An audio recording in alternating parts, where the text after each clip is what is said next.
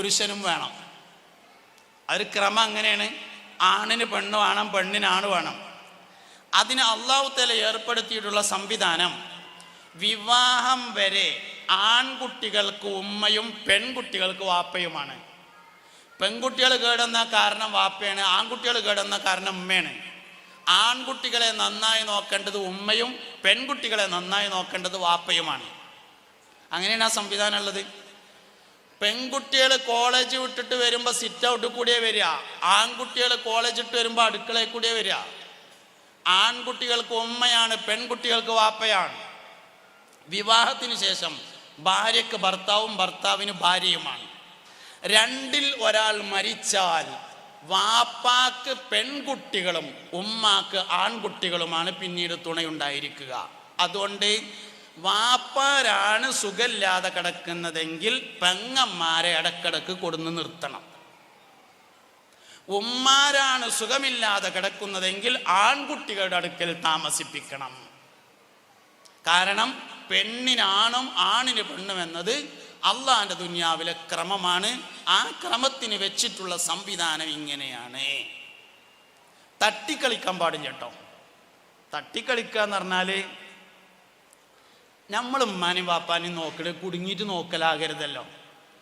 എന്താ നമ്മൾ പല കാര്യം അങ്ങനെയാണ്. എന്താപ്പ കാട്ടമ്മാനെ നോക്കല്ലാതെ അല്ലയാണെങ്കിൽ സ്വർഗം അമ്മാൻ്റെ കാലിൻ്റെ ഒട്ട് വെക്കും ചെയ്തു. വല്ല കല്ലിൻ്റെ ഒട്ടൊക്കെ ആണെങ്കിൽ വെടിയൊട്ടിച്ചിട്ടേലും എടുക്കായിരുന്നു. എന്താപ്പ കാട്ടുക എന്ന് കരുതിയിട്ട് അങ്ങനെ ഇടങ്ങറായിട്ട് നോക്കാൻ പാടില്ല. 10 മക്കളുണ്ടെങ്കിൽ 10 ആളും വിചാരിക്കേണ്ടത് എൻ്റെ അമ്മാനെ നോക്കാനുള്ള അവസരം ഇരിക്കന്നെ കിട്ടണം എന്നാണ്. പെണ്ണുങ്ങളൊന്ന് ആലോചിക്കണം, നിന്റെ ഭർത്താവിൻ്റെ സ്വർഗം ഇരിക്കുന്നത് എൻ്റെ അമ്മായിമാൻ്റെ കാലിൻ്റെ ഒട്ടാണ്. ഈ വൈവാഹിക ജീവിതം എന്ന് പറഞ്ഞാൽ ദുന്യാവുക്ക് മാത്രമുള്ളതല്ല, ഇതിൻ്റെ തുടർച്ചയുണ്ട്.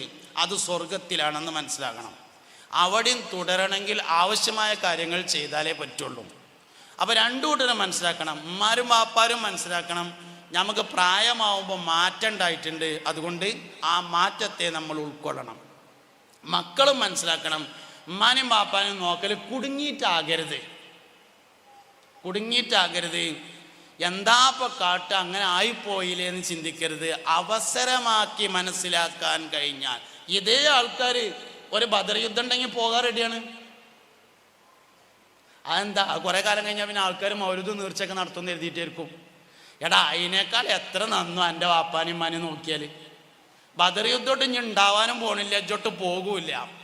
ബദർ യുദ്ധം ഉണ്ടായതുകൊണ്ട് ബദരീങ്ങൾ വലുതായതല്ല, ബദരീങ്ങൾ വലുതായതുകൊണ്ട് ബദർ യുദ്ധം ഉണ്ടായതാണ്.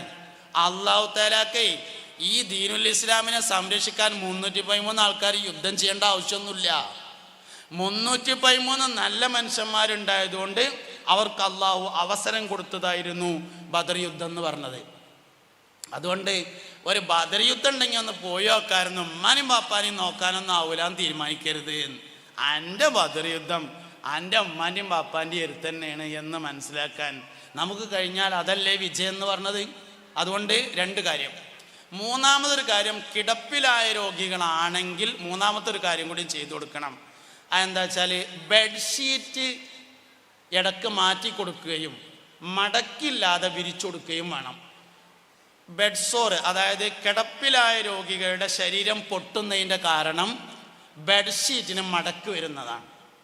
അതുകൊണ്ട് ബെഡ്ഷീറ്റ് എപ്പോഴും നന്നായി 2 ഭാഗത്തേക്കും വലിച്ചിട്ട് മടക്കില്ലാതെ നിവർത്തണം. അതിൻ്റെ അടിയിലുള്ള ബെഡിന് മടക്കുണ്ടെങ്കിലും പ്രശ്നം ഉണ്ടാവും.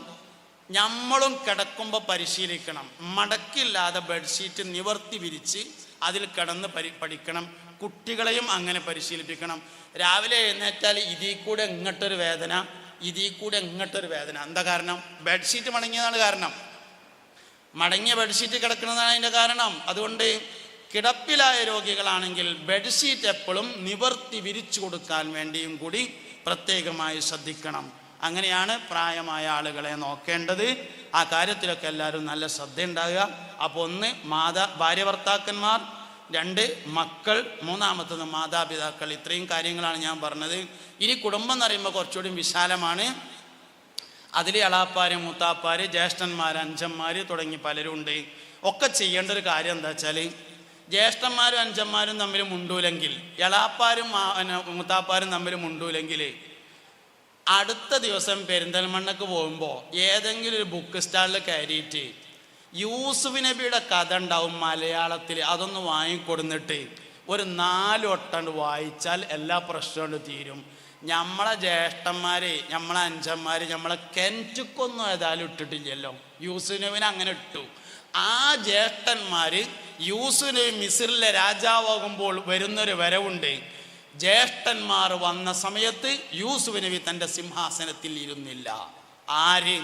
ഈ കിണറ്റിലിട്ട ജ്യേഷ്ഠന്മാരെയും അഞ്ചന്മാരെയും ബഹുമാനിച്ചിട്ട്.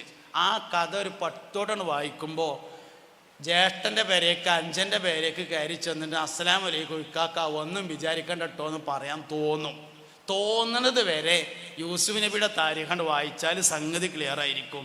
അതാണ് പറയാനുള്ള കാര്യം. അള്ളാഹു നാഫിയായ ഇൽമ നൽകട്ടെ, നമ്മളെല്ലാവരും സന്തോഷത്തിലും റാഹത്തിലാക്കി